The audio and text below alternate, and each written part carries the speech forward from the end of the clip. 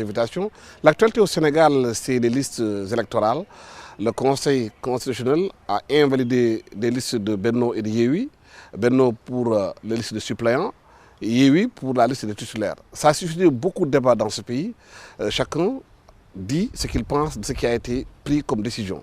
Vous, en tant que juriste, quelle est votre appréciation et votre analyse de la question?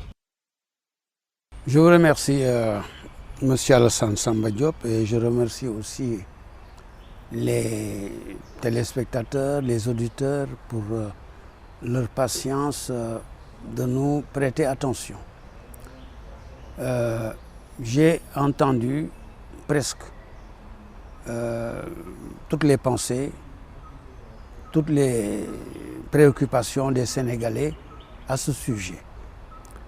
J'ai étudié et réétudié la question sous tous les angles juridiques possibles. Et de mon point de vue, à mon très humble avis, les décisions qui ont été prises aussi bien par le ministre, monsieur le ministre de l'Intérieur, que par messieurs les membres du Conseil constitutionnel sont des décisions illégales. Pourquoi? Qui violent totalement le code électoral. Et au-delà du code électoral, ce sont des décisions qui sont profondément contraires à notre Constitution. Pourquoi? Cela fait deux éléments: la légalité anormale et l'anticonstitutionnalité. La légalité, c'est au regard des partis politiques. La constitutionnalité, c'est à l'égard du peuple sénégalais. Pourquoi je dis illégal, comme vient de le dire aussi le professeur Ibrahima Fall. Mais moi, je m'en explique davantage.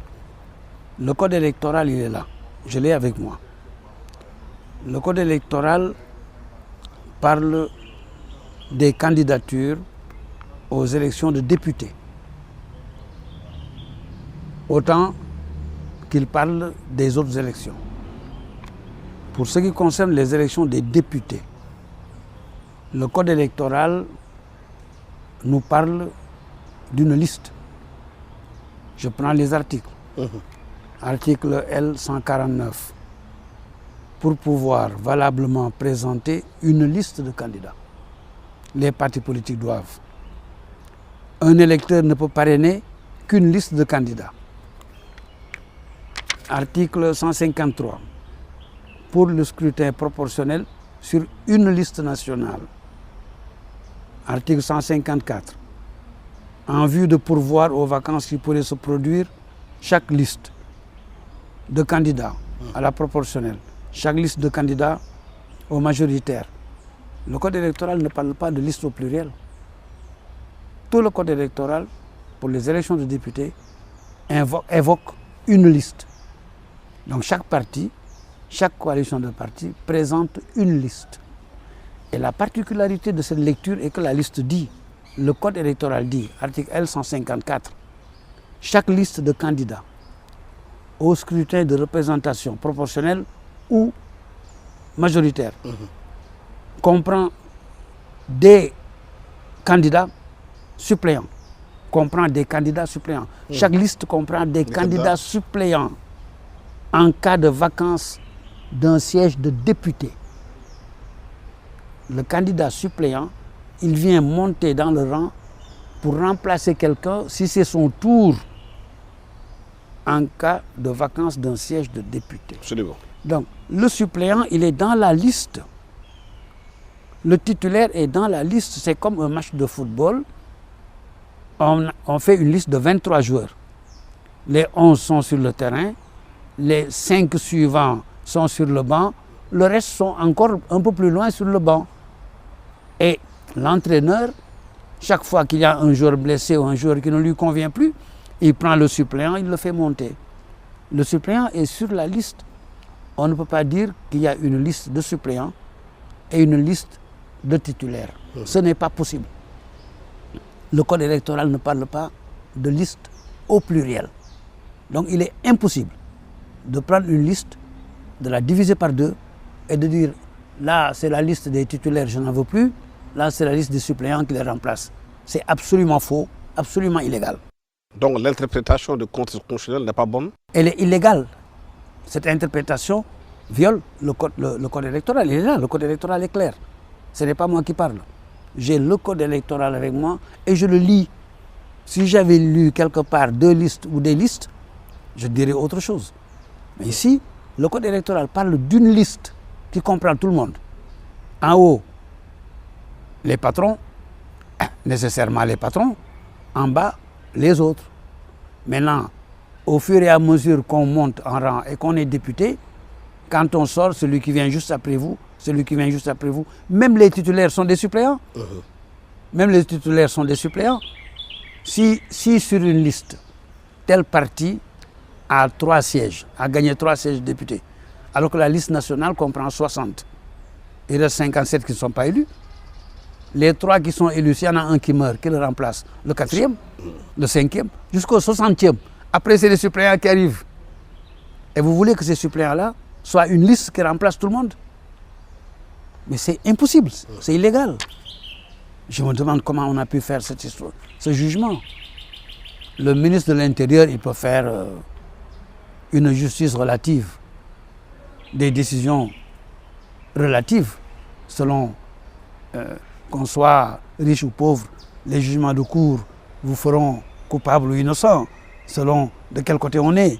Ça peut être le problème d'un ministre de l'Intérieur. Mais le Conseil constitutionnel ne peut pas vivre dans ces situations-là. Mais il est quand même considéré comme étant un conseil avec des gens d'expérience. Écoutez, je ne voudrais pas juger les personnes. Cela me dérangerait beaucoup. Parce qu'au Sénégal, nous nous connaissons tous. Nous sommes tous apparentés. Soit par le sang, soit par l'amitié, soit par la profession. Je suis dérangé de parler des individus. Mais je préfère voir le Conseil constitutionnel en global, comme une globalité, comme une institution. C'est l'institution qui a jugé, l'institution a mal jugé. L'institution a mal décidé. L'institution n'a pas appliqué le code électoral comme il se doit. L'institution nous a mis en place quelque chose d'anormal, impossible.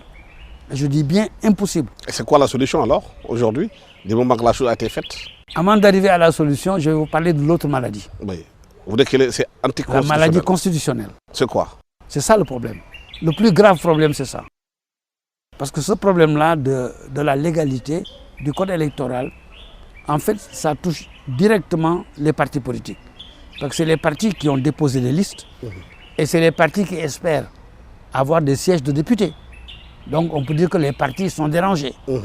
Mais la Constitution, ce n'est pas les partis politiques. La Constitution, c'est le peuple sénégalais souverain. C'est les citoyens. Ah oui, le peuple. C'est plus que les citoyens d'ailleurs. C'est le peuple. La citoyenneté est encore un peu en deçà du peuple. Le peuple, c'est le fondement de la citoyenneté. La première ligne de la Constitution, je dis la première, du préambule, qui fait partie maintenant intégrante de la Constitution, la première ligne dit « Le peuple du Sénégal souverain ». Ce n'est pas le président républicain qui est souverain. C'est le peuple du Sénégal qui est souverain.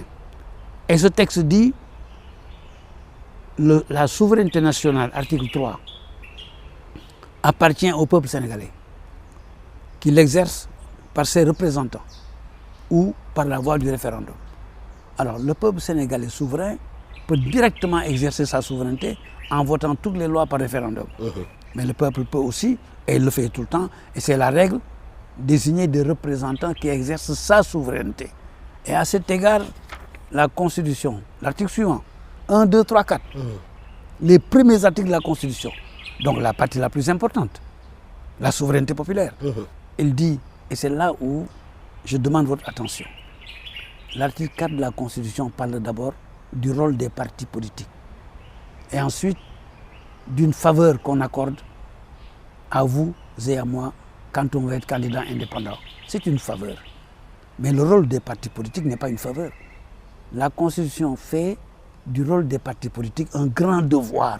Et je vais vous dire lequel, je vous le lis, je le lis seulement. Article 4. Les partis politiques et coalitions de partis politiques concourent à l'expression du suffrage dans les conditions fixées par la Constitution et par la loi. Ils œuvrent à la formation des citoyens. Les partis politiques œuvrent à la formation des citoyens. on met à la charge des partis politiques le devoir de former les citoyens à la promotion de leur participation à la vie nationale et à la gestion des affaires publiques. Donc les partis politiques concourent à la gestion des affaires politiques, à la promotion des citoyens dans la vie nationale. Mais ça, c'est une obligation permanente. Permanente. Ce n'est pas un seul jour. Tant que le parti politique existe, c'est ça son rôle. Qu'il le fasse ou qu'il ne le fasse pas, c'est son rôle. Il doit le faire. Mais au constat sur le terrain, ils ne le font pas.